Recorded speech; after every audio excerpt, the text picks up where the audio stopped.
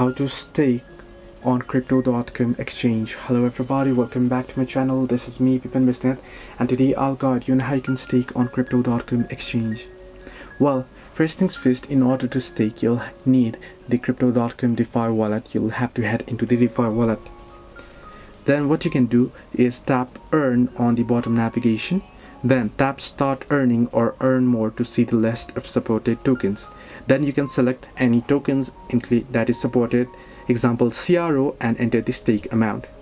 Choose a validator from the whitelisted validator list, review and confirm the staking. Then authorize the staking request with passcode and 2FA if enabled. This is how you can easily stake on crypto.com.